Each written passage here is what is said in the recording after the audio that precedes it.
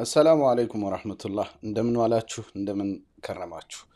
ዛሬም በሌላ ቪዲዮ ተገናኝተናል። እንግዲህ የዛሬው ርዕሳችን ከቱርክ ጋር የተያያዘ ነው። ቱርክ ላይ እንግዲህ ባለፉት 2 ቀናት የኢስታንቡል ከንቲባ ኤክሬም ኢማሞግሉ ታስሯል። ለሀገሪቱ በጣም ግዙፍ የሚባል ክስተት ነው።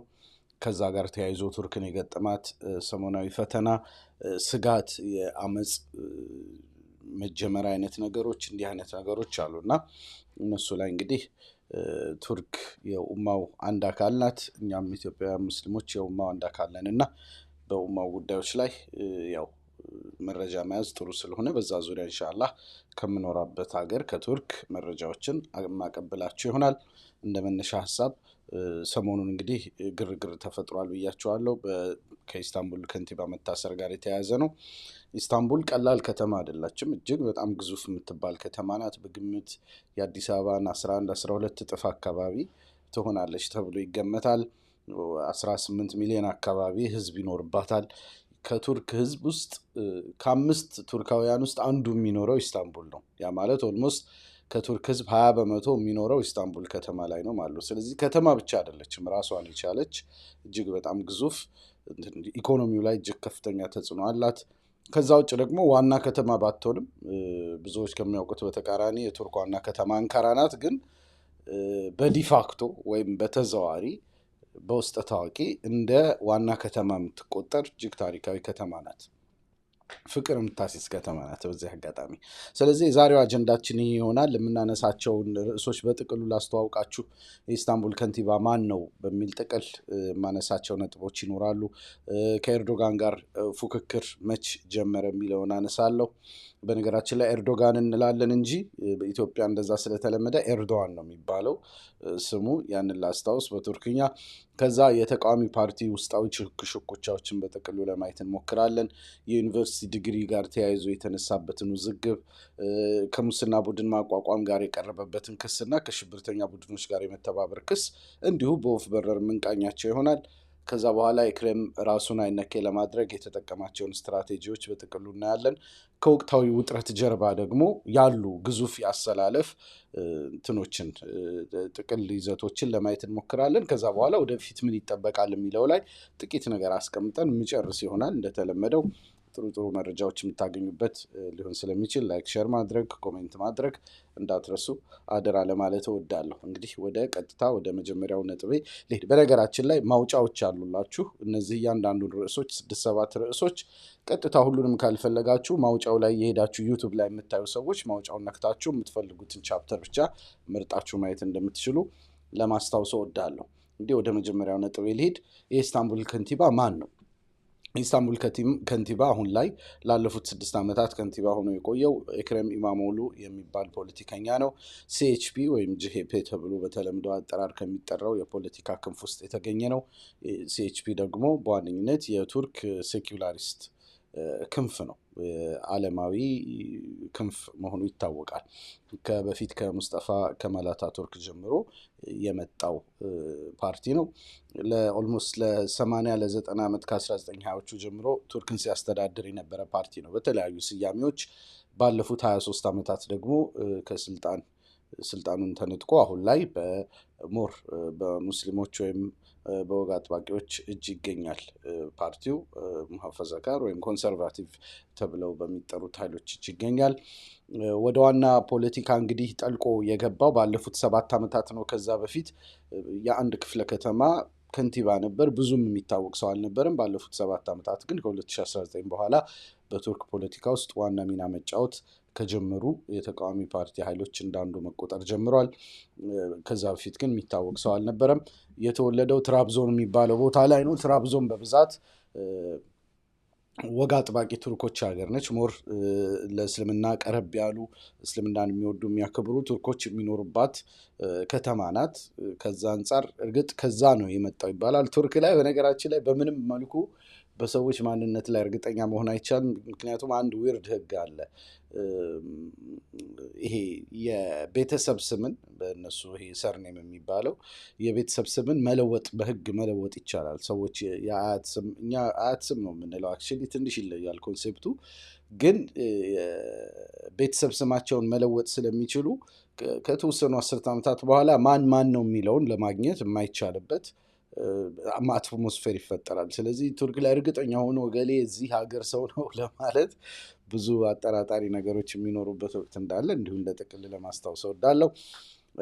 የትራብዞን ያልኳችሁ እንግዲህ ቦታ በጣም ደን የተሞላበት ጫካ ምናምን ተራራማ ቦታዎች ያሉበት በጣም ውብ የሚባል እንትን አካባቢ ነው፣ የቱርክ አካባቢ ነው።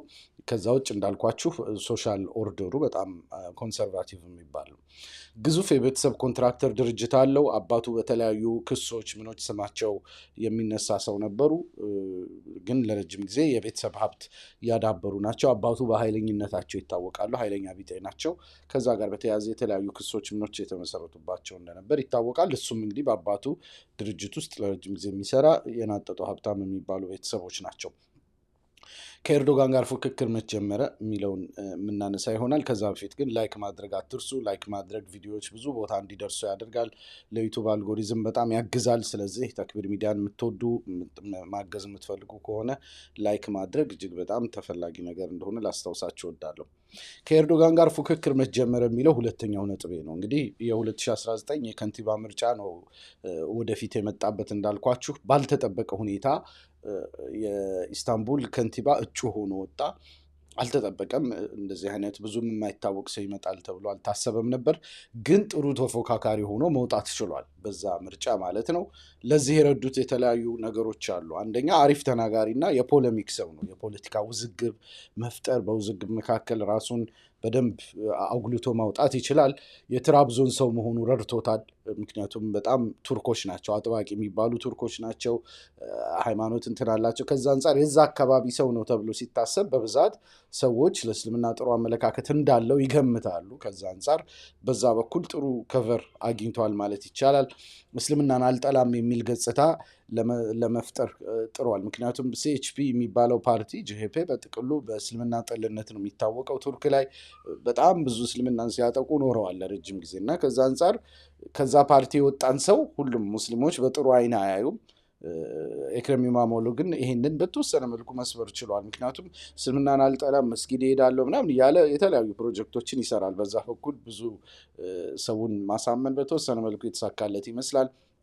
ከዛ ውጭ ህዝቡ ደግሞ በኢኮኖሚው ላይ ቅሬታ ስለነበረበት የከንቲባ ምርጫንም ደግሞ መንግስት ላይ ያለ ቅሬታን እንደ መግለጫ አማራጭ አድርጎ ስለሚመለከተው ሞር ሰዎች ለመንግስት ቢጫ ካርድ መስጠት ስለፈለጉ እሱን መምረጥ ላይ ያተኮሩ ይመስላል። በተለይ ደግሞ የመንግስት ደጋፊዎቹ ማለት ነው። ከዛ ውጭ በመንግስት በኩል ዴማጎግ የሆነ ሰው አልመጣም። ተፎካካሪ ሆነው የመጡት ቢናሊ ይልድርም ናቸው። ቢናሊ ይልድርም ለረጅም ጊዜ በተለያዩ ዘርፎች ያገለገሉ በጣም ምርጥ የሚባሉ ቢሮክራት ናቸው። ግን የሚዲያ ሰው አይደሉም። ራሳቸውን አጉልተው ፖለሚክ ውስጥ ማስገባት የሚችሉ አይደሉም። ስለዚህ ከእርሱ አንደበተ ርቱዕነት ምናምን ጋር ብዙ ተወዳዳሪ ሆነው መውጣት የቻሉበት ሁኔታ አልነበረም። ከዛ ውጭ ወጣቱ ደግሞ ስልቹና የቀደመውን የማያውቅ ነው። አሁን ላይ ያለው ወጣት በኤርዶጋን ዘመን የተወለደ ነው። ኤርዶጋን በቃ ሁሌ በአንድ መሪ ለምን እንመራለን የሚል ጥቅል አመለካከት አለበት። በቀድሞው ዘመን ጂሄፔ የተባለው ፓርቲ የፈጸማቸውን ወንጀሎች ምኖች አያውቅም። ከዛ አንጻር ብዙም ግዴለሽ የመሆን ስሜት እንደተፈጠረ ይታወቃል። ከዛ ውጭ ደግሞ የውጭ ሀገራት የሚዲያና የዲፕሎማሲ ድጋፍ ይሰጡ ነበር። ኤርዶጋንን መጣል ስለሚፈልጉ እሱን ተፎካካሪ ሆኖ ለመጣ ለየትኛውም አካል ድጋፍ የመስጠት ነገር ይከተሉ ነበር። ከዛ አንጻር ያ ነገር ጥሩ ጠቅሞታል ማለት ይቻላል። ውጤቱ መጨረሻ ላይ በጣም ተቀራራቢ ሆነ። ኦልሞስት 13,000 ያክል ብቻ የድምፅ ልዩነት ተፈጠረ። ሄድ ቱ ሄድ ሆነ ማለት ነው። ህዝቡ ቅሬታ ከዛ መንግስት ይደገም አለ። መንግስት ተሸንፎ ነበር በ13,000 ያክል ነጥብ። ለኢስታንቡል በጣም ትንሽ የሚባል እንትን ነው። ተቀራራቢ ስለሆነ መንግስት መደገም አለበት፣ የተጨበረበሩ ነገሮች አሉ ምናምን አለ። ከዛ በኋላ ግን ምርጫው እንዲደገም ሲደረግ ህዝቡ ቅሬታ ተሰምቶታል። በቃ ኦልሬዲ እኛ ኤክረምን መርጠናል፣ መንግስት መቀበል ነበረበት ማስደገም አልነበረበትም በሚል መንግስትን የመቅጣት አቅጣጫ ተከተለ ህዝቡ። ስለዚህ በሰፊ ልዩነት አሸንፎ አረጋገጠ። በ2019 ወደ አስተዳደር መጣ። እርግጥ ግን የአስተዳደር ጊዜው ፈታኝ ነበር ማለት ይቻላል። ምክንያቱም ልማት ላይ ፓርቲው ደካማ ነው። ሲኤችፒ የሚባለው ፓርቲ ልማት ላይ በጣም ምንም አይነት ጥሩ ትራክ ሬከርድ የለውም። ደካሞች ናቸው። በዚህ በኩል ደግሞ ያለው አክ ፓርቲ ልማት ላይ እጅግ በጣም እሳት የበላ ፓርቲ ነው። በዛ በኩል ሊወዳደሩ የሚችሉበት የለም። ስለዚህ ኢስታንቡል በጣም አዘቀዘቀች። ለህዝብ በሚሰጠው በከንቲባ በሚጠበቅባቸው አገልግሎቶች በኩል በጣም ተቀዛቀዘች። ከዛ ውጭ ደግሞ የዛ ፓርቲ ሰዎች ከኮንፈርት ዞን ነው የሚመጡት። ተቃዋሚ ሆኖ መኖር ቀላል ነው በቱርክ ፖለቲካ። ተቃዋሚ ሆነ የፓርላማ አባል ከሆንክ መኪና ይመደብልሃል፣ ከመንግስት በጀት ይመደባል። ብዙ ነገሮች በጣም ቀላል ህይወት ነው። ምንም በቃ መንግስትን እየወቀስክ ብቻ ትኖራለህ በነፃነት። መንግስት ስትሆን ግን ህዝቡ ይጠይቃል። አስተዳደር ላይ ምን ተጠያቂነት በጣም ብዙ ነገር ስላለው ብዙ ልፋት አለው። የቱርክ ተቃዋሚዎች ለረጅም ጊዜ ተቃዋሚ ሆነው መኖር ውስጥ ምቾት ፈጥረዋል እና ከዛ ብዙም ሲወጡ ስኬታማ የሚሆኑበት እድል የለም። እንግዲህ እነዚህ ነበሩ ትንሽ ፈተና ያደረጉበት። ስለዚህ ያለው አማራጭ ምንድን ነው? ሞር ፖለሚክ ላይ ማተኮር ነው ማለት የፒአር ስራዎች ላይ ማተኮር ይሻላል የሚል አማራጭ ነው የወሰደው። ማድረግ የሚችለውም ያንን ነበር። ምክንያቱም በልማት በምን ከአክ ፓርቲ ጋር መወዳደር የሚችልበት ሁኔታ የለም። ብዙ አሁንም በነገራችን ላይ ኦልሬዲ አክ ፓርቲ ዘመን ጥሩ አገልግሎት ይሰጡ የነበሩ አገልግሎቶች፣ አውቶቡሶች አሁን ይቃጠላሉ፣ በየቦታው እንትን ይላሉ።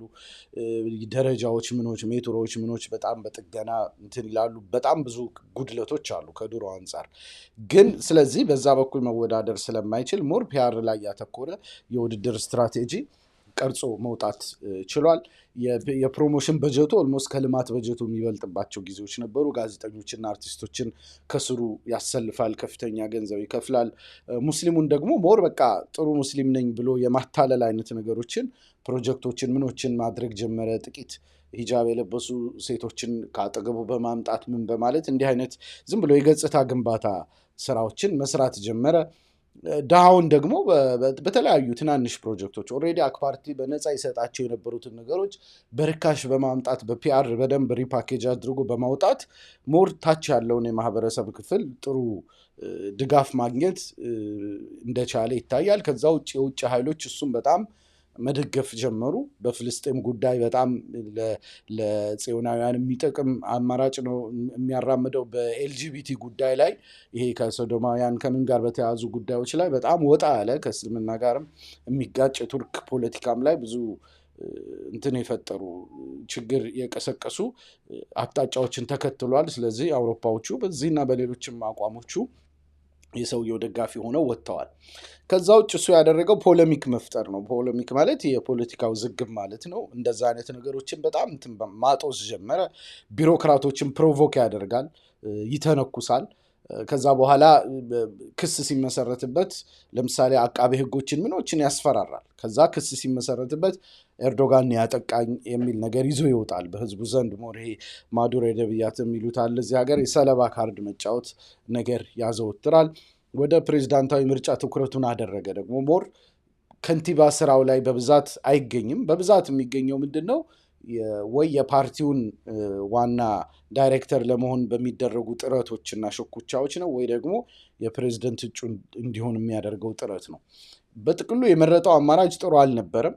ከአሁን ቀደም በነበረው ሂደት ለምሳሌ የኤርዶጋንን የስኬት ህይወት ብናይ ኤርዶጋን በኢስታንቡል ከንቲባነት ነው የመጣው መጀመሪያ። ከዛ በኋላ ጥሩ የከንቲባ ስራ ሰራ፣ ከተማዋን አለማ፣ በጣም ቆሻሻ ቦታዎች ነበሩ አጸዳ፣ ጥሩ ስኬት አሳየ። ከዛ በኋላ ለፕሬዝዳንትነት ለጠቅላይ ሚኒስትርነት ሲወዳደር ምን ሲል የበለጠ ቀላል ሆነለት ወደ አገር አመራር መምጣት። ኤክሬም ኢማሞግሉ ይህንን ቢያደርግ የተሻለ ጥሩ አማራጭ ይሆን ነበር። እሱ ግን ሞር ፒአር ላይ ፖለሚክ ላይ ማተኮር ወስኗል። በልማት ቢመጣ ግን የተሻለ እንደነበር አስባለሁ እኔ በጥቅሉ ማለት ነው። ይሄ እንግዲህ ፉክክሩ እንዴት ተጀመረ የሚለውን የሚያሳይ ነው። ወደ ቀጣዩ ነጥብ ከማለፌ በፊት በድጋሚ ላስታውሳችሁ ሼር ማድረግ እጅግ በጣም አስፈላጊ ነው። እናንተ ሼር ካላደረጋችሁልን ብዙ ቦታ መታየት አይችልም። ስለዚህ የተለያዩ ቻት ግሩፖች ላይ፣ ዋትሳፕ ግሩፖቻችሁ፣ ቴሌግራም ግሩፖቻችሁ ወዳጅ ዘመዳችሁ ብትልኩ ከወደዳችሁት ኮንቴንቱን ካያችሁት አልጎሪዝሙ ላይ ብቻ ከሚሆን እናንተን ብታግዙን ለተክቢር ሚዲያ እጅግ በጣም ትልቅ እገዛ እንደሆነ ለማስታወስ እወዳለሁ። ወደ ቀጣዩ ነጥብ ልለፍ። የተቃዋሚ ፓርቲዎችን ውስጣዊ ሽኩቻ ለማየት እንሞክር፣ ምክንያቱም ፖለቲካውን ለመረዳት በጣም ስለሚጠቅምን ማለት ነው። እንግዲህ ፓርቲ ውስጥ ቅድም ያልኳችሁ ዋና የዚህ ሀገር ዋና ተቃዋሚ ፓርቲ የሚባለው ሲኤችፒ ወይም ጄሄፔ ተብሎ ይታወቃል። ፓርቲ ውስጥ ብዙ ግሩፖች አሉ፣ የተለያዩ ግሩፖች አሉ፣ እርስ በርስ ይሻኮታሉ። አክፓርቲ ላይ እንደዚህ አይነት ሽኩቻዎች የሉም። የኤርዶጋንን መሪነት የሚቀናቀን የለም።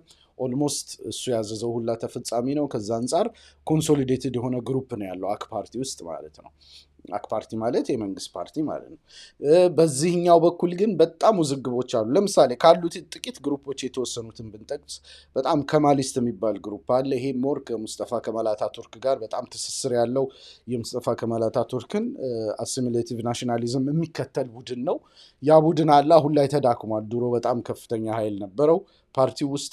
የአለዊዎች ግሩፕ አለ ፓርቲ ውስጥ ሞር እነዚህም ሴኩላሪስቶች ናቸው፣ ግን ሞር አለዊያዊ አደረጃጀት ይዘው በተለያዩ የውጭ ድርጅቶች ጭምር እየታገዙ የሚቆዩ ናቸው። እነዚህም በጣም አግሬሲቭ እና በተለይ ባለፉት 20 ዓመታት የፓርቲውን ዋና ኃይል ይዘው አሰባስበው መቆየት የቻሉ ናቸው።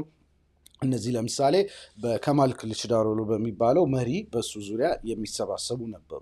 ከዛ ውጭ ደግሞ ናሽናሊስት ግሩፕ አለ። የናሽናሊስቱን ግሩፕ የሚመራው አሁን የአንካራ ከንቲባ የሆነው እና በጣም የህዝብ ድጋፍ ያለው ማንሱር ያቫሽ ነው። ማንሱር ያቫሽ ሞር ናሽናሊስት ከናሽናሊስት ቤዝ የመጡ ወይም የቱርክ ናሽናሊዝም ለእስልምና ብዙም ጸብ የሌለው ከእስልምና ጋር የማይጣላ የናሽናሊዝም አይነት አላቸው እዚህ ሀገር። የዛ ናሽናሊዝም ክንፍ አለ በሱ በኩል። አሁን ላይ ብዙ ተዳክሟል፣ ብዙም ፓርቲ ውስጥ ኃይል እንደሌለው ማየት ይቻላል። ከዛ ውጭ ደግሞ በኤክሬም ኢማሞግሉ የሚመራው ሀስለር ግሩፕ አለ። ሀስለር ግሩፕ ያልኩት ምንድን ነው? የነጋዴ ግሩፕ ስለሆነ ነው። ሞር በቃ ጥቅም፣ ሙስና ምናምን ላይ የሚያተኩር አይዲዮሎጂካዊ ታማኝነት የሌለው የሆነ ስፔሲፊክ አይዲዮሎጂ የሌለው ኃይል አለ። አሁን በተለይ ባለፉት 2 ዓመታት ፓርቲውን በእጁ ማስገባት የቻለ ኃይል ነው ማለት ይቻላል። እነዚህ የተለያዩ ግሩፖች፣ ሌሎችም ግሩፖች አሉ፣ ግን እነዚህ ሁሌ ይጋጫሉ። አንዱ የአንዱን ምስጢር ያወጣል። በየጊዜው ሚዲያ ላይ ምስጢሮቻቸውን ይዘረግፋሉ። ለምሳሌ አለዊዎቹ ከማሊስቶቹን አስጠቅተዋል፣ ብዙ አስወጥተዋል ከፓርቲው ላይ። ናሽናሊስቱ አሁንም ድረስ ይጠቃል። የነ ማንሱር ያቫሽ ቡድን ለምሳሌ የኤክሬም ቡድን በተደጋጋሚ ተጋልጦ ነበር ከአሁን በፊት። ለምሳሌ በ2023 ምርጫ ፕሬዚዳንት እጩ ሆኖ ለመውጣት በጣም ሞክሮ ነበር። እንዲመታ ያደረጉት ብዙ የሚሰራቸውን ተንኮሎች ያጋለጡት ራሳቸው የነሱ ቡድን መሆኑ ይታወቃል። በ2023 ደግሞ ፓርቲው ከተሸነፈ በኋላ ኤርዶጋን ሲያሸንፍ ኤክሬም ኢማሞግሉ ሞር ድጋሚ መጥቶ ቦታውን እንደቀማ ማየት ይቻላል። ይሄ ደግሞ ሞር አለዊውን ኃይል ያስገለለበትና ያስወጣበት ሽኩቻ እንደነበር ይታወቃል። የጉባኤው ሂደት አሁንም ድረስ በክስ ሂደት ነው። የተጭበረበሩ ጉባኤዎችን ተጠቅመዋል፣ የተለያዩ ጋዜጠኞችን፣ የሚዲያ ሰዎችን ተጠቅመዋል፣ ጭብርብረዋል በሚል እንትን አለ። አሁን ላይ ኃይል ያለው ይሄ የሀስለሩ ግሩፕ ነው፣ የነጋዴው ግሩፕ ስለሆነ ኤክሬምን ማጋለጥ፣ ሌሎቹ ደግሞ በማጋለጥ ምን በማለት በሙስና በመክሰስ ቢዚ የሆኑ እንዳሉ ማየት ይቻላል። ቀጣዩ ነጥብ የዩኒቨርሲቲ ዲግሪ ውዝግብ ነው። እንግዲህ አሁን እርስ በርስ ሽኩቻዎች አሉ። በእነዚህ ሽኩቻዎች የሚፈጥሯቸው ጸቦች አሉ። እነዚህን ጸቦች ነው የምናየው በዋነኝነት አሁን የታሰረበትን 3 መሰረታዊ ክሶች። እንደውም 2 ናቸው በዋነኝነት የታሰረባቸው፣ አንዱ ግን ለእስር የተመቻቸበት ውዝግብ ነው። የመጀመሪያው የዩኒቨርሲቲ ዲግሪ ውዝግብ ነው። የዩኒቨርሲቲ ዲግሪ ውዝግቡ ምንድን ነው? ክሱን መጀመሪያ ያቀረበው ቀድመው በሲኤችፒ ውስጥ የነበሩ ሲኤችፒ ውስጥ እንዲወጡ የተደረጉ ሰዎች ናቸው። አዲስ ፓርቲ አቋቁመዋል። መምለከት የሚባል ፓርቲ በማን ነው በ2019 የፕሬዚደንሻል ምርጫ እጩ የነበረው በሱ አማካኝነት ነው የሚመሩት። አሁን ወጥተዋል። የእነሱ ሰዎች ናቸው ያወጡት ይህንን ምስጢሩን። በ2019 ወጣ። ከዛ በኋላ ባለው ሂደት በተለይ በ2022 በ2021 ውዝግብ ሆኖ ነበር። የተወሰነ ጊዜ ተረስቶ ነበር። አሁን ደግሞ ዋና አጀንዳ ሆኖ መጣ። ከዓመታት በፊት ሲነሳ ቆይቷል። የውዝግቡ ዋና ፍሬ ሀሳብ ምንድን ነው ካላችሁኝ፣ ኤክሬም ኢማሞግሉ ያለ እውቅና ያታይ ጌችሽ አድርጓል ይላሉ። ያታይ ጌችሽ ማለት ከአንድ ዩኒቨርሲቲ ወደ ሌላ ዩኒቨርሲቲ መተላለፍ ማለት ነው። ኤክሬም ኢማሞግሉ ዲግሪ ያለው፣ የፕሬዚደንሻል ምርጫ ለመግባት እዚህ ሀገር ዲግሪ ያስፈልጋል። ዲግሪውን ከአዲስ አበባ ዩኒቨርሲቲ አልኩኝ፣ ኢስታንቡል ዩኒቨርሲቲ ነው ያገኘው። ኢስታንቡል ዩኒቨርሲቲ ሀገሪቱ ላይ እጅግ በጣም አሉ ከሚባሉ ዩኒቨርሲቲዎች ውስጥ ነው። ግን እዛ ዩኒቨርሲቲ በተለይ እሱ በተማረባቸው በ1989 እና በ90ዎቹ ኢስታንቡል ዩኒቨርሲቲ መግባት በጣም ቀላል አልነበረም። አሁን ላይ አገሪቱ ላይ ከ300-400 በላይ ዩኒቨርሲቲዎች አሉ በኤርዶጋን ዘመን የተሰሩ። በወቅቱ የነበሩት ዩኒቨርሲቲዎች 10-15 አይሞሉም በዛ ዘመን ማለት ነው። ስለዚህ በጣም ከፍተኛ ፉክክር ነበር ለመግባት። ስለዚህ ከፍተኛ ነጥብ የሌለው ሰው እዛ ኢስታንቡል ዩኒቨርሲቲ ሊገባ አይችልም። ኢስታንቡል ዩኒቨርሲቲ የገባ ሰው ስራ እንደ ልብ ያገኛል። ብዙ በጣም ስም ያለው ዩኒቨርሲቲ ነው። ስለዚህ በወቅቱ መግባት ያልቻሉ ሰዎች ምን ያደርጋሉ? ፈተናም አለ በነገራችን ላይ። አንደኛ የሃይስኩል ነጥብ ከፍ ያለ መሆን አለበት። ሁለተኛ ደግሞ ፈተና አለው። መግቢያ ፈተናው ራሱ ከባድ ነው እና ኤክሬም ኢማሞግሉ ያንን ማድረግ አልቻለም። ስለዚህ ምን አደረገ? ቆጵሮስ የምትባለው ሀገር ሳይፕረስ ተብላ ትጠራለች። ወደዛ ያው የቱርክ መንታ ሀገር ብላችሁ አስቧት። እዛች ሀገር ላይ ሄዶ ዝም ብሎ አንድ አነስተኛ የሚባል የግል ኮሌጅ ውስጥ ገብቶ 2 ዓመት ተምሮ ከዛ በኋላ ከአንድ ዩኒቨርሲቲ ወደ ሌላ ዩኒቨርሲቲ የመተላለፍ ሂደት አለ። ግን እውቅና ባላቸው ዩኒቨርሲቲዎች መካከል ነው መተላለፍ የሚቻለው። እሱ ግን ያደረገው ምንድነው? እውቅና ከሌለው ዩኒቨርሲቲ ወደ ኢስታንቡል ዩኒቨርሲቲ ዝውውር አደረገ። እንዴት አደረጉ? ህጋዊ አልነበረም። ያው አባቱ ሀብታም ስለነበር በወቅቱ እሱና ሌሎች 50 ምናምን የሚሆኑ ሰዎች በዚህ መልኩ ወደ ዩኒቨርሲቲ ገብተው የሆነች ሉፖል ተጠቅመው መግባት ቻሉ። በኋላ ላይ ተዘጋ። ከ2 ዓመት በኋላ ያ ሉፖል እንዲዘጋ ተደረገ። ግን በዛች ወቅት ተምረው የተመረቁት ሰዎች ለረጅም ጊዜ አጠራጣሪ ሁኔታ ውስጥ ነበሩ፣ ተረስቶላቸው ነበር። አሁን ግን የራሱ የፓርቲው ሰዎች ይህንን ጉዳይ አወጡት። በዚህ መልኩ ነው ያለፈው። ስለዚህ ለፕሬዚዳንታዊ ምርጫ መወዳደር አይችልም የሚሉ ዝግብ ይዘውበት መጡ። ስለዚህ እሱም ደግሞ ዌብሳይቶቹ ላይ ምኖቹ ላይ ያቀረባቸው የትምህርት መረጃዎች የሚገጫጩ ስለሆኑ ብዙ ጥርጣሬ ፈጠረ። እጩ መሆን አይችልም ተባለ። በዲግሪው ላይ የገነባው ነገር ሁላ መሰረዝ አለበት የሚል ነገር ተነሳ። ይሄ ነገር ውዝግብ እየሆነ ሲመጣ የሚዲያ አጀንዳ ሲሆን አቃቤ ሕጉ ደግሞ ይህንን ጉዳይ አጣርታችሁ ላኩ በሚል ለዩኒቨርሲቲው ደብዳቤ ላከ። ዩኒቨርሲቲው ሲያጣራ ከቆየ ብዙ ከተወዛገበ በኋላ ከ3 ቀን በፊት ዲግሪውን ሰረዘበት። የሱንና ሌሎች 38 ሰዎች ዲግሪ በትክክል ያልተገኘ ዲግሪ ነው፣ አጭበርብረው የገቡት ነው፣ ስለዚህ አልቀበልም ብሎ ሰረዘባቸው። ስለዚህ ያ በጣም ከፍተኛ ውዝግብ ፈጠረ። እንዲህ ሰልፎችን ምኖችን መፍጠር ጀመረ ማለት ነው። እንግዲህ ኤክሬም እዚህ ላይ ያቀረበው መከላከያ ምንድነው? ጊዜው ቆየ ነገር መመዘዝ የለበትም። ነፍስ ግድያ እንኳን ቢሆን ይህን ያክል 30 ምናምን ዓመት ከሞላ በኋላ እንዴት እንዲደረጋለሁ? ዲፕሎማዊ ህጋዊ ነው የሚል ነገር አንስቷል። ዝርዝር መልሶችን አይሰጥም። ዝርዝር ነገር ውስጥ መግባት አይፈልግም። ጋዜጠኞችም ሲጠይቁት ነው ይህን ጥያቄ ለፈው ምናምን ነው የሚለው። ሞር ማውራት አይፈልግም። ምክንያቱም ብዙም ከመረጃ አንጻር ብዙም የሚያስኬድ ነገር አይደለም። ከዛ ውጭ ግን ፕሬዚዳንት እንዳልሆነ የተደረገብኝ ነው የሚል ነገር ነው ያነሳው። ግን ይህንን ክስ ይዘውት የመጡት ከዛው ፓርቲ የተባረሩ ሰዎች በቂም ያወጡበት መረጃ ከመሆኑ አንጻር ብዙም ለመንግስት ላይ ማላከክ የሚመች አይደለም። እርስ በርስ በጣም ስለሚጣሉ ማለት ነው። አሁንም ቢሆን በጠበቆቹም ጭምር የሰጣቸው መረጃዎች ብዙም የሚገጫጩ ስለነበሩ ሞር የመረጠው መከላከያ ይህንን ይመስላል ማለት ነው። ይሄ አንደኛው የተነሳበት ግዙፍ ክስ ነው። በዚህ አጋጣሚ ላስታውሳችሁ፣ ኮሜንት እጅግ በጣም ይጠቅማል። ኮሜንት ማድረግን እንደቀላል አትዩት። አንደኛ የእናንተን ሀሳብ አውቅበታለሁ፣ ሁለተኛ ለእኔ ትልቅ ድጋፍ ይሆነኛል። ምክንያቱም ኢንጌጅመንቱን ይጨምራል፣ ቪዲዮ ብዙ ቦታ እንዲደርስ ያደርጋል። ከዛ አንጻር በማበረታቻ ሊሆን ይችላል። ተቃውሟችሁን፣ ድጋፋችሁን፣ ሰላምታችሁን በኮሜንት ብትገልጹ በጣም ጠቃሚ እንደሆነ ላስታውስ እፈልጋለሁ። በፌስቡክም በዩቱብም ቢሆን ማለት ነው። ወደ ቀጣዩ ነጥብ ስንሄድ ሁለተኛው ክስ የቀረበበት የሙስና ቡድን ማቋቋም ክስ ነው። ይሄ ደግሞ ብዙ በፓርቲ ሰዎች አጋላጭነት የመጣ ነው። ቅድም እንደነገርኳችሁ የቀረበበት በጣም ግዙፍ የሙስና ክስ ነው። ወደ 560 ምናምን ቢሊየን ሊራ በቱርክ በዶላር እንግዲህ በትንሹ 70-80 ቢሊዮን ዶላር እንደሚሆን ሰባ እንኳን አይሞላም 30-40 ቢሊዮን ዶላር እንደሚሆን እገምታለሁ። ብቻ በጣም ከፍተኛ የሚባል ገንዘብ ነው። የተወሰኑ ምሳሌዎችን ብቻ ከዛ መካከል እናያለን። ጥቂቶቹን ያው ዝም ብሎ በወፍ በረር ስለሆነ የመጀመሪያው የሙስና ቡድን አቋቁሟል ነው። ሙስናን መሰረት ያደረገ ቡድን አቋቁሞ መሪዎችን አስቀምጦ በዛ መልኩ ረጅም ስራዎችን ሲሰራ ቆይቷል ነው። ስለዚህ የሙስና ቡድን በማቋቋም ነው። ሁለተኛ በንብረት ቆጠራ ሽወዳ ፈጽሟል። ንብረት ሲያስመዘግብ የሸወዳቸው ነገሮች አሉ የሚል ቀርቦበታል።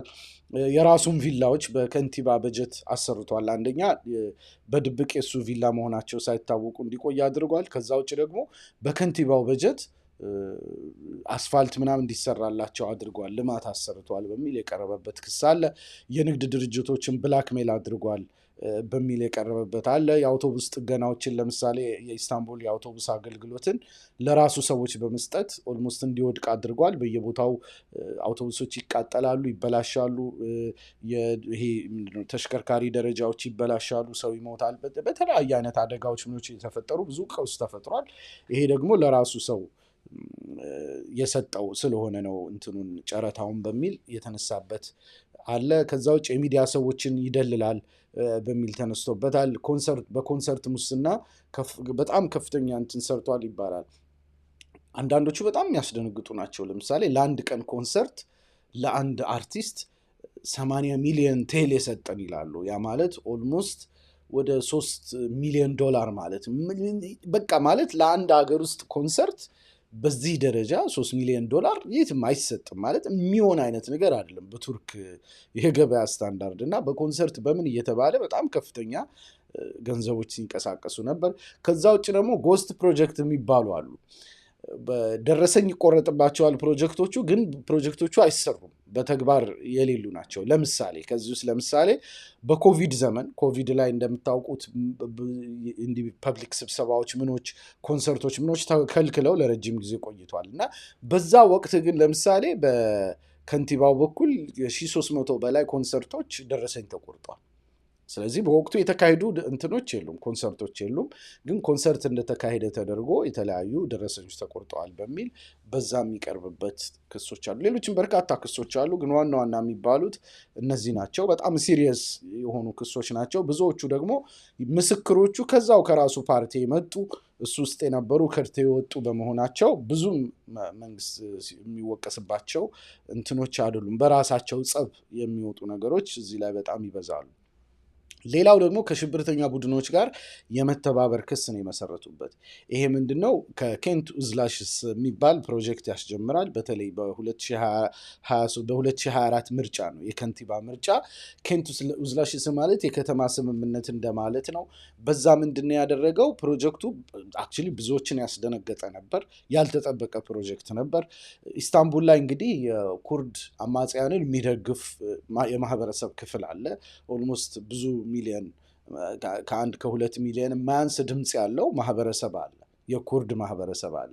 የነዛን ድምፅ ለማግኘት ፒኬኬ ከሚባለው የሽብርተኛ ድርጅት ጋር ግንኙነት ካላቸው ሰዎች ጋር ተዋውሎ በጄሄፔ ስም እንዲገቡ አድርጓል የሚል ክስ ነው የቀረበበት። ያ ማለትም ማለት ነው እነዛ ከኩርድ አማጽያን ጋር የተያያዙ ሰዎች፣ አስተዳደር ሰዎች፣ ከንቲባዎች ምኖች ይመጣሉ። በራሳቸው ማሸነፍ ስለማይችሉ ኢስታንቡል ላይ በሲኤችፒ በሱ ፓርቲ አማካኝነት ይገባሉ። የሱ ተወዳዳሪ ሆነው ይቀርባሉ።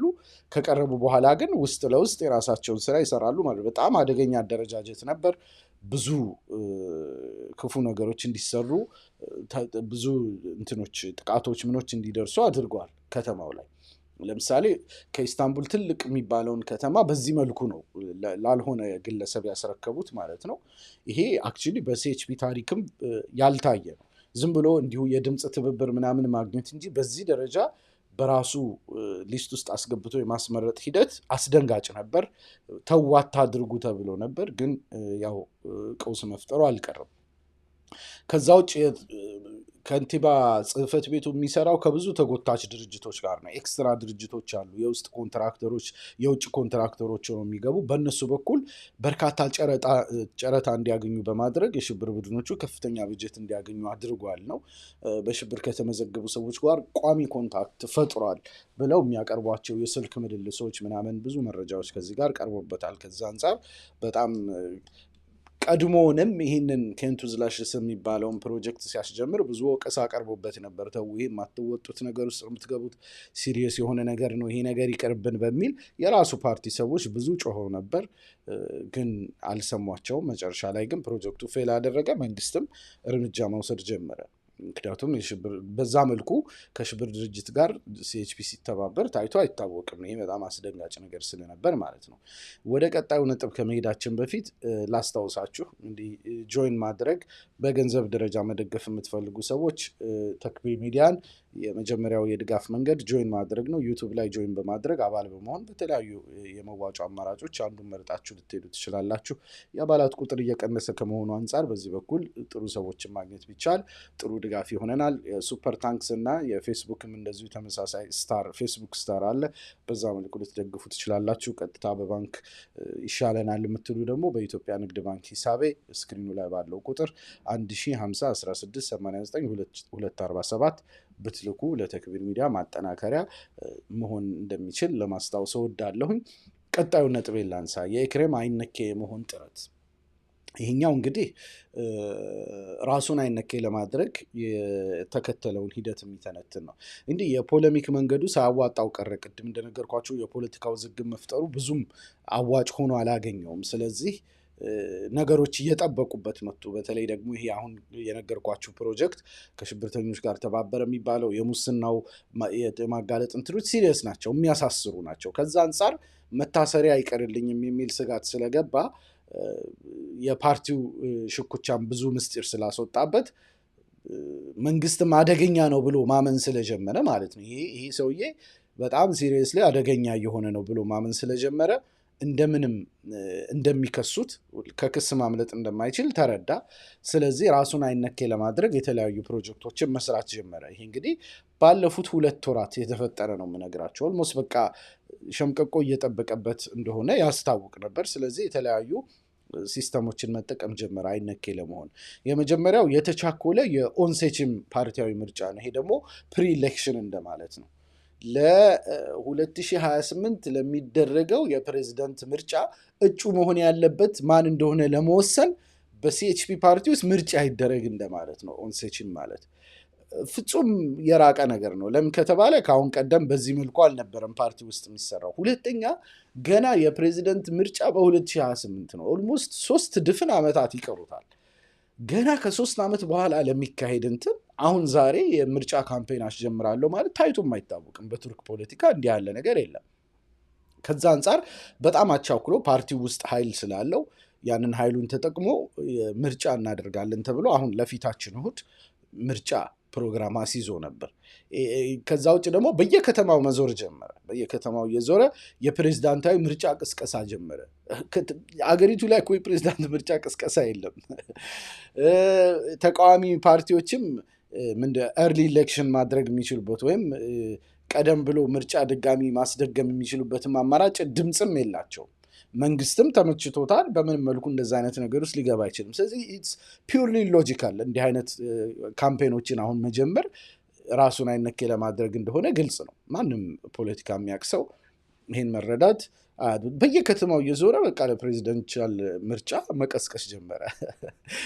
ትንሽ ዊርድ ነገር ነበር። ከዛ ውጭ የተሻለ ድምፅ ያለው ደግሞ ማንሱር ያቫሽ የአንካራ ከንቲባ ነው። ከኤክሬም ኢማሞግሉ ይልቅ አሁን በተቃዋሚው ዘንድ የበለጠ የሚወደደውና ድምፅ ያለው በፖሎችም በሰርቬዎችም ላይ የበለጠ ድምፅ የሚያገኘው እሱ ነው። ግን እሱ እንዲመታ አደረገ። ብዙ ጋዜጠኞችን ምኖችን በእጁ ስላስገባ በቋሚነት መንሱር ያቫሽን እያጠቁ ሰውየው እንዲሸሽ ወደኋላ እንዲል ማድረግ ጀመሩ። ማለት ተፎካካሪ ሆኖ እኔም ፕሬዚዳንት መሆን እፈልጋለሁ ብሎ እንዳይወጣ ማለት ነው። አሁን ለምሳሌ ከምርጫው ራሱን አግልሏል። አይ ወደፊት እንነጋገርበታለን ገና ነው ጊዜው ብሏል። ምክንያቱም ብዙ ጥቃት ይደረግበት ስለነበር ማለት ነው። ከዛ ውጭ ደግሞ ኤርዶጋንን በግሉ በጦዘ መልኩ መተንኮስ ጀመረ። ካሁን ቀደም እንደዛ አይነት ነገር አልነበረም። ኤርዶጋንን መስደብ፣ መዳፈር፣ በቃ እንትን ማለት በቃ ናውጣ ወንድ ኮንክና በምርጫ እንወዳደር ምናምን በጣም እንትን አይነት ፖለሚክ ነገር ውስጥ አስገባ። ማለት የግድ ግብ አይነት ነገር አደረገው። ኤርዶጋን ብዙም ኤክሬም ኢማሞግሉን ፊት ለፊት ጠርቶ እንደዚህ ብዙ በሱ ዙሪያ እንትን ማድረግ የለም። ሞር ኤርዶጋን ፉክክሩን የሚያደርገው ከማን ጋር ነው ካላችሁ ከሲኤችፒ ፓርቲ ዋና ሰዎች ጋር ከመሪዎቹ ጋር ገኔል ባሽካን ከሚባሉት ጋር። አሁን ለምሳሌ ድሮ ከማል ክሊችዳሮግሉ ነበር፣ ከሱ ጋር ነበር የሚፎካከረው። ፖለሚክም ሲፈጥር ከዛ ጋር ነበር የሚያደርገው። አሁን ደግሞ ኦዝጉር ኦዜል የሚባለው አሁን የፓርቲው ሊቀመንበር ማለት ነው። ሞር ከፓርቲ ሊቀመንበሮች ጋር ነው ኤርዶጋን የሚፎካከረው። በዚህ በኩል ደግሞ አንድ ከንቲባ መጥቶ በጣም ነገር ይፈልገዋል ኤርዶጋንም ማለት ነው። እና ያም ነገር ዊርድ ነበር። ማንም ሰው እንደሚያየው በቃ ራሱን አይነኬ ለማድረግ ወይም ደግሞ ሲታሰር የታሰርኩት ኤርዶጋንን በመንካቴ ነው፣ ለፕሬዚዳንት ተፎካካሪ ስለሆንኩበት ነው የሚል አይነት ወሬ ለመፍጠር መሆኑ ግልጽ ነው። ግን ብዙም ይሄንንም መፍጠር ብዙ የተሳካለት አይመስልም። ኦፍኮርስ ፓርቲው ይህንን ትርክት ለመፍጠር ይሰራል፣ ግን በዛ መልኩ ያንን ሰፖርት የሚያደርግ ብዙም እንትን የለም። ብዙም ያሰበውን ድጋፍ እያገኘ አይደለም። ስለዚህ ብዙም አይነኬ የመሆኑ ነገር አልተሳካለትም። ኢስታንቡል ዩኒቨርሲቲ ከ3 ቀን በፊት ዲግሪውን ከሌሎች 38 ሰዎች ጋር ሁሉም የሀብታም ልጆች ናቸው በጉቦ በምን የገቡ የሁሉንም ሰርዞባቸዋል። አንዳንዶቹ ፕሮፌሰር ጭምር የደረሱ ናቸው። ዲግሪያቸው ሲሰረዝ ፕሮፌሰርነታቸው ጭምር ተሰርዟል፣ አጭበርብረው ያገኙት ስለሆነ ተብሎ እና ብዙዎቹ የወቅቱ የኤሊት ልጆች ናቸው። ኤሊቶች የነበሩ የግላዲዮ ሰዎች ናቸውም ይባላል። ግላዲዮ ማለት በ1980ዎቹ እስከ 90ዎቹ ግማሽ ድረስ ቱርክን ይሾፍር የነበረው የሲአይኤ ቡድን ነው። ቱርክ ላይ የሲአይኤ የአሜሪካ የሲአይኤ ሰዎች ነበሩ ከ1980ዎቹ ጀምሮ እስከ 90ዎቹ መጨረሻ ድረስ ይሾፍሩ የነበሩት እና ያ ይሾፍር የነበረው ቡድን ግላዲዮ ተብሎ ይታወቃል በቱርክ ፖለቲካ። እነዚህ ሰዎች የግላዲዮ ሰዎች ናቸው ተብሎ ይታወቃል። በተለያየ ጊዜ እንዲህ አይነት ሰዎችን ያመጡ ነበር። በ90ዎቹ ለምሳሌ ሞር የቱርክ ፖለቲካ ውስጥ አብዛኛው መራጭ እስልምናን የሚወድ የሚቀበል ስለሆነ ሴኩላሪስቱ ኃይል መንግስት መሆን ይቸግረዋል። እነዛ አሸንፈው በምርጫ ይመጣሉ፣ በኋላ ላይ በመፈንቅለ መንግስት ያስወግዷቸዋል። በብዛት እንዲህ አይነት አካሄድ ነበር የነበረው። ግን በሙስሊሞችም ዘንድ ተቀባይ የሆኑ ሰዎችን ለመፍጠር በተለያየ ጊዜ ይሞክራሉ። አንዳንዶች ሱሌይማን ደሚረልን በዛ በኩል ያነሳሉ። በ90ዎቹ የነበረ ፕሬዝደንት ነው። ሞር ለሙስሊሙ ቀረብ ያለ ሆኖ ግን የነዛኞቹን አጀንዳ የሚያስፈጽም ብለው ከሚያነሷቸው አንዱ ናቸው። አሁን ደግሞ በዚህ ስፔሲፊክ ዘመን ደግሞ የኢክሬም ኢማሞሉን ያነሳሉ። ከዛ ወቅት ጀምሮ እንግዲህ በሐሰት ዲፕሎማ በምን ሲታገዙ የቆዩ እንዲሆኑ መደረጋቸውን የሚያነሱ አሉ። ይሄ ኮንስፓይረሲ ቲዮሪ ነው። ማመን አለማመን እንግዲህ የራሱ የሰው ፍርድ ይሆናል። ግን ኖርማሊ በኮንስፓይረሲ ደረጃ እንዲህ አይነት ነገሮች ይነሳሉ። ከዛ ውጭ ስኬት ያላገኘበት አንዱ ምክንያት የኬንቱ ዝላሽስ ተብሎ ከሽብር ድርጅቶች ጋር የጀመረው እንትን መመታት ጀመረ። መንግስት እነዛ ሰዎች የሽብር ድርጅት ሰዎች የሚባሉት ያገኟቸውን ክፍለ ከተማዎች መቀማት ጀመረ፣ በባላደራ መሾም ጀመረ። እንደዛ አይነት አሰራር ነው ያለው ከሽብር ጋር በተያያዘ ሀገሪቱ ላይ። ከዛ ውጭ ደግሞ ከኤክሬም ኢማሞሉ ስር ያሉ ሙሰኞች ቀስ በቀስ አንድ በአንድ መመታት ጀመሩ ባለፉት 2 ወራት ምናምን ማለት ነው። በተለይ ደግሞ አንደኛው ሰውዬ የተያዘበት ላፕቶፕ ላይ ብዙ መረጃዎች እንደተገኘ ይነሳል ሚዲያዎች ላይ። እሱም ቢሆን አሁን ታሰረ፣ ከ2 ቀን በፊት ታሰረ። አይነኬ ለማድረግ ራሱን ጥሮ ነበር፣ ግን መንግስት ደፍሮ አስሮታል። አሁን ባላደራ ሊሾምበት ነው ወይ አይደለም ወይ የሚል እንትን አለ። ከዚህ ጋር ተያይዞ እንግዲህ እሱም ሆነ ፓርቲው አሁን ምንድነው ለማድረግ እየሞከሩ ያሉት? አመፅ ለመፍጠር ነው እየሞከሩ ያሉት። በ2013 ታስታውሳላችሁ ቱርክ ላይ በጣም ከባድ አመፅ ተነስቶ ነበር። የጌዚ ፓርክ አመፅ ተብሎ ይጠራል። የአገሪቱም ኢኮኖሚ ኦልሞስት ለ8 ለ9 ዓመታት እስካሁንም ድረስ ኦልሞስት አንኮታኩቶ መቆየት የቻለ እጅግ በጣም ከፍተኛ የሚባል አመፅ ነበር። አንዳንዶች የአለዊዎች አመፅ ብለው ይጠሩታል። በቱርክ ፖለቲካ ውስጥ ያሉ የአለዊ ድርጅቶች የፈጠሩት አመፅ እንደሆነ ያነሳሉ። ከዛ አንጻር ከሶሪያ ጋር ተመሳሳይ የፖለቲካ ሂደት እንደነበረ የሚያነሱ አሉ እና አሁን ላይ ያ ሜሞሪ አለ፣ ያ የተፈጠረው አመፅ አለ። መንግስትን በጣም ነቅንቆት ነበር ክፉኛ። ስለዚህ አሁን ያ ቁጥር 2 የጊዜ አይነት አመፅ እንዲፈጠር የቻሉትን እየጣሩ ነው። ለዛ ነው ቱርክ ፈተና ውስጥ ገብታለች እያልኳቸው ያለሁት። እርግጥ መንግስት ይህንን ይፈቅዳል ብዬ አላስብም። ካለፈው ውድቀቱ ብዙ ተምሯል። በተለይ ካለፈው የጌዚ ፓርክ አመፅ የዛኔ በጣም እንትን ነበር፣ ሶፍት አፕሮች ነበር የተጠቀመው። በጣም ብዙ አስከፍሎታል። ከዛ አንጻር አሁን ላይ ያንን አይነት አካሄድ ይፈቅዳል ብዬ ለማሰብ እቸገራለሁ። ብዙ ቦታዎች ተዘጋግተዋል። በነገራችን ላይ ዋና አመፅ ሊነሳባቸው ይችላሉ ተብሎ የሚታሰቡ አደባባዮች ምኖች ተዘግተዋል። እንደዛ ቦታ የሚሄዱ የህዝብ ተሽከርካሪ እንትኖችም የመዘጋት ነገሮች ተፈጥረዋል። እና የኢኮኖሚ ጥቃቱ ግን የሚቀርለት አይመስልም። ምክንያቱም ባለፉት 2 ቀናት እሱ ከታሰረ በኋላ የቦርሳ የሚሉት አለ። ቦርሳ ማለት የስቶክ ማርኬት ኤክስቼንጁ ማለት ነው። የቱርክ በጣም ከፍተኛው ጉዳት ደርሶበታል። ስለዚህ ያገግማል አያገግምም ሌላ ጉዳይ ነው። ግን ኢኮኖሚ ውስጥም ያሉ አሉ የዚሁ ኔትወርክ አካል የሆኑ ቱሲያድ ምናምን የሚባሉ ድርጅቶች አሉ። እነሱ እንዲህ አይነት ማኒፑሌሽኖችን የኢኮኖሚ ጥቃቶችን ያደርሳሉ። አሁንም ከፍተኛ የሚባል ኪሳራ ደርሷል በዛ በኩል ማለት ነው። እንግዲህ ምን ያክል ሰስተነብል ነው አይደለም የሚለው ይታያል። ግን አሁን ነገሮች እየተረጋጉ ይመስላል ካለፉት ቀናት አንጻር ሲታይ ማለት ነው። የመጨረሻው ነጥቤ ከወቅታዊ ውጥረት ጀርባ የሚለው ነው። ኤርዶጋን ወሳኝ ለውጦችን እያደረገ ይመስላል። ምንድን ነው አሁን ባለፉት 2 ዓመታት እየተፈጠረ ያለው ቱርክ ላይ ካልን ኤርዶጋን ኦልሞስት እያረጀ ነው። ኦልሞስት ብዙም በህግ ደረጃ አሁንም ተወዳዳሪ መሆን ላይፈቀድለት ይችላል በህገ መንግስቱ። ከዛ አንጻር የመጨረሻ ኦልሞስት ተዳክሟልም በጤናም ደረጃ በምን እድሜውን በጣም ገፍቷል። ከዛ አንጻር ዋና ዋና የሚባሉ ለውጦችን አድርጎ መሄድ ይፈልጋል። ምክንያቱም አገሪቱ ላይ የፈጠረው ለውጥ ቀላል አይደለም። ኦልሞስት ከ80 ዓመት አገሪቱ ስትከተለው ከነበረው ሂደት የተለየ ሂደት ነው የፈጠረው እና ቀላል የሚባል ስብዕና አይደለም። ቱርክ ላይ የፈጠራቸው ለውጦች እንዲህ በቀላሉ የሚታሰቡ አይደሉም እና እድሜው እየገፋ ስለሆነ በጣም ሲሪየስ የሆኑ ለውጦችን እያደረገ ነው። አይነኬ ነገሮች እየተነኩ ነው። ከተማው ላይ ነው አገሪቱ ላይ እንደ ታቡ የሚቆጠሩ እንደ ነውር የሚቆጠሩ ለዲስከሽን ለክርክር ክፍት ያልሆኑ አጀንዳዎች እየተከፈቱ ነው። እነዛ ላይ ብዙ ዝርዝር ላይ ያስፈልግ ይችላል። የህገ መንግስት ለውጥ በስፋት እየተወራ ነው። ህገ መንግስቱ መለወጥ አለበት የሚል ነገሮች እስካሁን የጥገና ለውጥ ነበር። አሁን ሙሉ በሙሉ እንቀይረዋለን የሚል ነገር ማውራት ጀምረዋል። ከኩርድ አማጽያን ጋር ስምምነት እየተፈጠረ ነው። ይሄ ለ40 ዓመት የቆየ ግጭት ነው። የድሮ የቀድሞ ስርዓት ይከተል ከነበረው የአሲሚሌሽን ፖሊሲ አንጻር የተፈጠሩ ችግሮች ለረጅም ጊዜ የቱርክን ትልቅ እንቅፋት ሆነውባት ኖረዋል። ከዛ አንጻር አሁን የመስማማት ሂደቶች ተፈጥረዋል። ይህንን ራሱን በቻለ ቪዲዮ ማብራራላችሁ ይሆናል። ከዛ ውጭ ደግሞ በጣም አክራሪ ሴኩላሪስት የሚባለው ኃይል ተዳክሟል። አሁን ላይ የአይዲዮሎጂ ታማኝነት ያላቸው ኦልሬዲ በፓርቲው የውስጥ ውዝግብ ተመተው ወጥተዋል። የማፊያው ሀስለር ቡድን ደግሞ አሁን በመመታት ላይ ነው። እርግጥ አደጋ ሆኖ መውጣት ችሎ ነበር። በኤክሬም ኢማሞግሉ የሚመራው ሞሪያ የማፊያ ሀስለር ቡድን ግን አሁን እየተመታ ነው ያለው።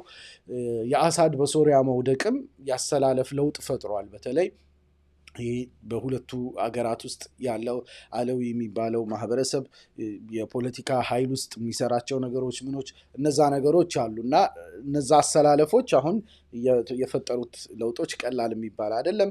ከዛ ውጭ ደግሞ ቱርክ አካባቢያዊ ኃይልነቷን ማሳመን እየቻለች ነው። የውጭ ደጋፊዎች፣ የውጭ ሀገራት፣ አውሮፓዎች፣ አሜሪካዎች ኦልሞስት ቱርክን ሳኒዝ ቦታው ላይ ተጽዕኖ መፍጠር አንችልም ወይም ከቱርክ ጋር መጋጨት አያዋጣንም የሚል አቅጣጫ እየወሰዱ ነው። እጅ ወደ መስጠት እየሄዱ ነው። በቃ ለምሳሌ ፈረንሳይ አዘርባይጃን ላይ ብዙ ተጽዕኖ ለመፍጠር ሞክራ ነበር። በቱርክ ምክንያት አልቻለችም። ሌሎችም በአካባቢው ላይ ያሉ ድርጅቶች ላይ ኢራን ለምሳሌ፣ ሌሎችም የውጭ ኃይሎች ብዙም አካባቢው ላይ የእሷን ኃይል መቋቋም እየቻሉ አይደለም። ከዛ ውጭ ደግሞ ቱርክ ወደ ዓለም አቀፍ ኃይልነትም እየመጣች ነው። አሁን ከአካባቢያዊ ኃይልነትም ባለፈ ለምሳሌ የአውሮፓ መንግስታት ከአሜሪካ ጋር እየተጣሉ ነው ያሉት። አሁን ከቱርክ ጋር መሞዳሞድ ጀምረዋል። አሁን ከመሳሪያ ጥገኝነት ወጥታለች ሙሉ በሙሉ። አሁን እንደውም ወደ መሳሪያ አስጠጊነት እየተሻገረች ነው። አሁን አውሮፓዎችም ሌሎችም አገራት ከሷ መሳሪያዎችን፣ ዘመናዊ መሳሪያዎችን ለመግዛት የሚፈልጉበት ወቅት ላይ እየተደረሰ ነው። ይህንን ራሱ አስመልክቶ አንድ ቀን ምናልባት ሌላ ቪዲዮ ሰራላችሁ ይሆናል። በተለያዩ ሀገራት ወታደራዊ አቅሟን እያሳየች ነው። ይሄ ብዙ መጥቀስ ይቻላል። አዘርባይጃን ዩክሬን ላይ ለተወሰነ ጊዜ አሳይታለች። ሊቢያ ላይ ኃይሏን አሳይታለች። በተለያዩ ቦታዎች ሶማሌ ላይ፣ አፍሪካ ቀንድ ላይ ቀላል የማይባል ኃይል አግኝታለች። ሶሪያ ላይ ኦልሞስት ፖለቲካው ሙሉ በሙሉ ማገለባበጥ ትችላለች። ብቻ በዓለም አቀፍ ጉዳዮች ላይ ዋና ወሳኝ ኃይል ሆና እየወጣች መሆኑ ብዙ እንትን ያደርገዋል። ጉዳዩን በዓለም አቀፍ አሰላለፎችም የሚወሰን ያደርገዋል ማለት ነው። ወደፊት ምን ይጠበቃል ካልን ይችን 2 ነገር ጠቅሼ ልነሳ። በቱርክና በአካባቢዋ የቱርክ ኩርድና አረብ አንድነት ይመሰረታል የሚል አመለካከት አለ። ይሄ ማለት እንግዲህ የኦቶማን አደረጃጀት ዋና የጥንካሬ ምንጭ ይህ ስትራክቸር ነበር። በኦቶማን አደረጃጀት ውስጥ ምንድነው የነበረው? አረቦቹ የቢሮክራሲውን ፓርቲ ይዙ ነበር፣ ቱርኮቹ የወታደራዊውን ክንፍ ይዙ ነበር፣ ኩርዶቹ ደግሞ ሃይማኖታዊውን ክንፍ ይዙ ነበር። በእንዲህ አይነት አደረጃጀት ነበር በጣም ጠንካራ ሆኖ መቆየት የቻለው የኦቶማን ስርወ መንግስት ማለት ነው። አሁን ደግሞ ያው የውጮቹም ሰዎች የኦቶማኑን አይነት ስትራክቸር ለመመለስ እየጣረ ነው የሚል ነገር ያነሳሉ። አንዳንድ ተንታኞች በዚህ ደረጃ ያነሱታል። ስለዚህ አሁን እየተፈጠረ ያለው ፖለቲካ የቱርክ ኩርድና አረብ አንድነት የመፍጠር ሂደት ውስጥ ነው ያለው። ቱርክ በዚህ ፕሮጀክት ውስጥ ናት የሚሉ አሉ።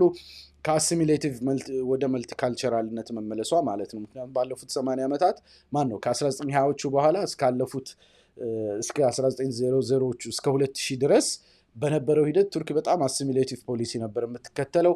ከዛ በፊት በነበረው በኦቶማን ዘመን በጣም መልቲካልቸራል ነበረች። በኦቶማን ውስጥ 71 ህዝብ አንድ መንግስት የሚባል አነጋገር ነበር። በጣም በርካታ አይነት ህዝቦች ነበሩ። አሁን በኤርዶጋን ዘመን ወደ መልቲካልቸራል ለመመለስ ጥረት ማድረጓ ትልቅ ግዙፍ ጥንካሬ ይፈጥርላታል፣ በአካባቢውም ላይ ኃይለኛ አድርጎ ያስወጣታል የሚል ትንታኔ አለ። ስለዚህ ይሄ ይጠበቃል ተብሎ ይታሰባል። ከዛ ውጭ ብዙም የሚረሳው ደግሞ የቱርኪክ ሀገራት ብሎክ ሆኖ መውጣት ነው። ቱርኪክ የሚባሉት ምንድን ናቸው? የቱርክ ዝርያ ያላቸው ግን ከቱርክ የተለዩ ሀገራት ማለት ነው። እነ አዘርባይጃን፣ ታጂኪስታን፣ ቱርክሜኒስታን እንደዚህ አይነት ሀገሮች ማለት ነው። እንዲህ አይነት ሀገሮቹ በዝርያ ደረጃ የቱርክ ዝርያ ናቸው፣ ወይም የዘር ግንዳቸው ተመሳሳይ ነው፣ ግን የተለያዩ ሀገር ሆኖ ኖረዋል። ብዙዎቹ በራሻ ተጽዕኖ ስር ነበሩ ለረጅም ጊዜ። አሁን በፌዴራል አስተዳደር ሞር ራሳቸውን ነፃነታቸውን አስጠብቀው እየቆዩ ነው ያሉት። ባለፉት በርካታ ዓመታት ቱርክ እንዲህ አይነት ይህንን የቱርካውያን ወንድማማች ድርጅትን በተለያዩ በወታደራዊ፣ በኢኮኖሚያዊ፣ በዲፕሎማሲያዊ ክንፍ ስታጠናከር ቆይታለች እንደ መሪ ሆና እና ወደፊት ራሱን የቻለ ብሎክ ሆኖ ይወጣል ተብሎ ይታሰባል። ይህን አስመልክቶ ራሱን የቻለ ቪዲዮ ሰራላችኋለሁ፣ ሰፋ ያለ ኮንሴፕት ስለነበር ማለት ነው። የቀኑን ጥያቄ ልጠይቃችሁ። ያቀረብኩት ትንተና በዜና ከምታውቁት የቱርክ ፖለቲካ ጋር ይለያል ወይስ አንድ አይነት ነው? ከተለየስ አሳማኝ ሆኖ አግኝታችሁታል? ይሄ ከእናንተ የምጠይቀው ጥያቄ ነው። በኮሜንቱ ላይ ብትመልሱልኝ ደስ ይለኛል። ለቪዲዮውም ብዙ ቦታ መድረስ ትልቅ አስተዋጽኦ ያደርጋል። እንግዲህ ያቀረብኩላችሁ ጋዜጠኛና አክቲቪስት ይስሐቅ እሸቱ ነበርኩ። ከወደዳችሁት ላይክ እና ሼር ማድረግ ትልቅ እገዛ ነው። ሰብስክራይብ ያላደረጋችሁ ሰብስክራይብ ብታደርጉ በቋሚነት የምሰራው ማግኘት ትችላላችሁ። ፎሎ ያላደረጋችሁ ደግሞ ፎሎ ብታደርጉ በጣም ትልቅ ጥቅም ይኖረዋል ለተክቢር ሚዲያ ማለት ነው። በገንዘብ ደረጃ ማገዝ የምትፈልጉ ደግሞ የመጀመሪያው ማገዣ መንገድ አባል መሆን ነው። ጆይን አድርጋችሁ ካሉት የ5 የመዋጮ አማራጮች የተመቻችሁን መርጣችሁ አባል ብትሆኑ ደስ ይለኛል። በፌስቡክም ተመሳሳይ ሰብስክሪፕሽን አባል አለ። ከዛ ውጭ ደግሞ ሱፐር ታንክስ ስጦታ መስጠት ትችላላችሁ ዩቱብ ላይ። ፌስቡክ ላይ ደግሞ ፌስቡክ ስታር መስጠት ትችላላችሁ። ቀጥታ በባንክ መደገፍ የምትፈልጉ ደግሞ በንግድ ባንክ ሂሳቤ 10501689 ስክሪኑ ላይ በምታዩት ቁጥር ብትልኩ ለተክቢር ሚዲያ ማጠናከሪያ እንደሚውል ለማስታወስ እወዳለሁ። እንደተለመደው ሁላ አብራችሁኝ ስለቆያችሁ እጅግ በጣም አመሰግናለሁ። ትንሽ ካስረዘምኩ ይቅርታ ጠይቃለሁ። ወሰላሙ አለይኩም ወራህመቱላህ።